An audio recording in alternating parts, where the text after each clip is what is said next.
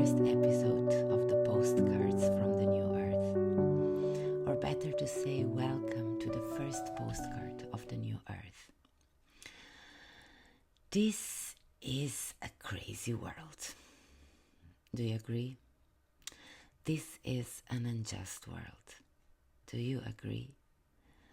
This is an insane world. Do you agree? Since I can remember, here it felt not right. And righteousness is something that I'm really passionate about. I'm a Libra, and my name is Magdalena. And that's why I want to start this journey of sharing ideas for a better way of living, of working, of sharing, of loving, and of caring. Because as in nature, we should be living circularly. We should be not creating waste. We should be caring about each other, and we should be helping each other. We forgot that we are part of nature, probably. Or we never were, who knows? But since we are here for so long, it is time that we become part of nature, part of the planet, of this beautiful organism that we are inhabiting. So this journey will start with a sharing of the ideas from a book. It's a tiny little book from an Italian author, Silvano Agosti, that wrote letters from an imaginary, unfortunately, yet imaginary, place where he has landed with the plane by chance because the plane got broken and he need to stop for 2 days in the capital city of Kyrgyzstan. The book is called Letters from Kyrgyzstan, and when there, he finds himself inside a common dream, inside a place where everything works differently, and he decides to stay. And during this stay, he takes a look at one by one all the areas of life in this country and tries to describe them.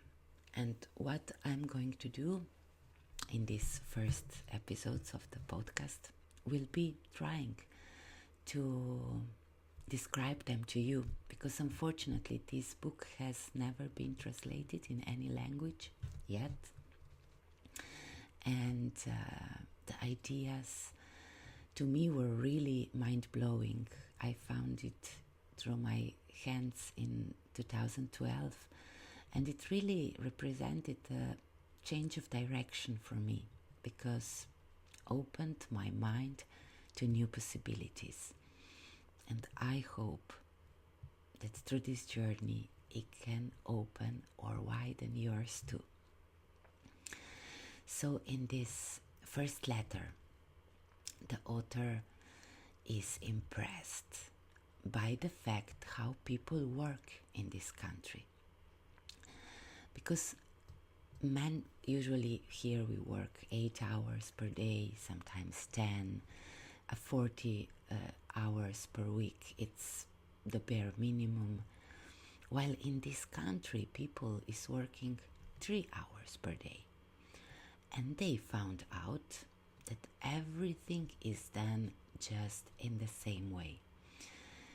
They realized that in a very short time, a person that is well rested, that has enough time to spend with their families, with their friends, with their interests, hobbies and creativity, with their loves, is so much productive, so much more productive, that in 3 hours of a day can do more than a person a stressed and constrained person can do in a week.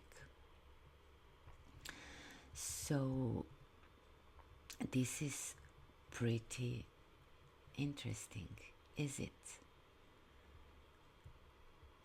How would it be to have to work just 3 hours per day? Would you know what to do with the rest of the time? Would you be able to use it constructively? Or would you just lay on the sofa watching Netflix?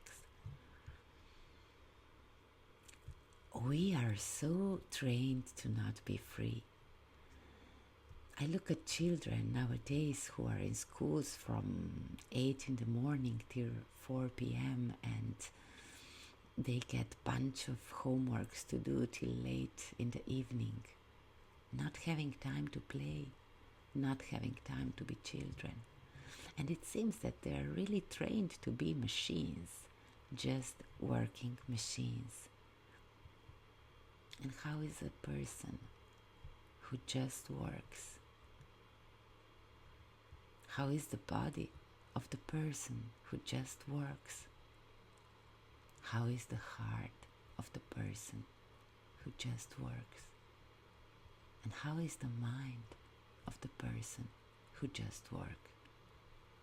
In this country, after 3 years of implementing this change, this drastic reduction of the time needed to devote to the mandatory work, they found out that the consumption of alcohol, drugs, tobacco completely dropped down to zero, and that all the pharmaceutical drugs were staying unsold. So even the health of the people drastically increased by this little but fundamental change. In this letter, the author goes beyond describing the political system.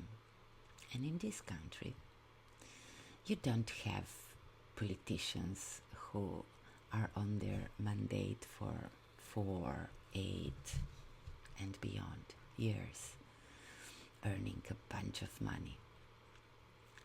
They do this work for a very short period of time when they feel really called to.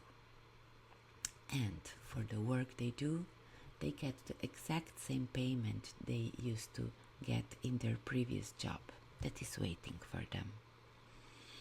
And the political body is divided in 2 macro sections. One is devoted to make systems work, and the other is devoted exclusively to improving the systems.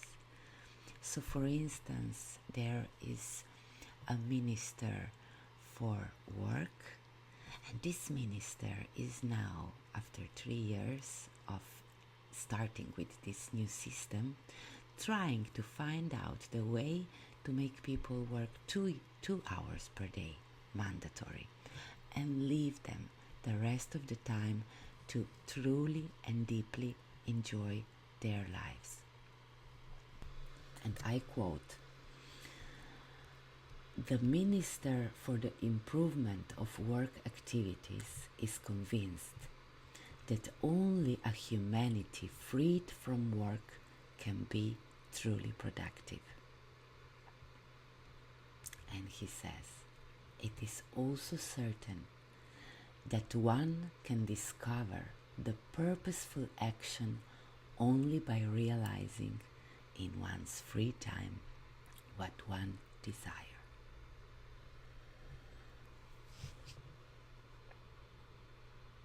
How does it feel? How does it feel to imagine to live in a society like this? How does it feel to be in an environment that requires from you 3, maybe 4 hours of dedicated work in the field where you love to work and leaves you the rest of the time to live, to be with your family, to create, to grow your food. How does it feel to imagine to live in a society where the well-being of the singular person and of the community is at the center, where everything is built around the well-being of the members of that society, of all the members of that society, and not just of the few of them. What kind of values need to mature in us to create it? What kind of strength need to grow to demand it? I will leave you with these questions and will be very, very happy to read a comment below if you find this video. And if what I'm saying and the way I'm saying it resonates with you, push that subscribe button and follow me along on this journey that will take us somewhere. Bye-bye.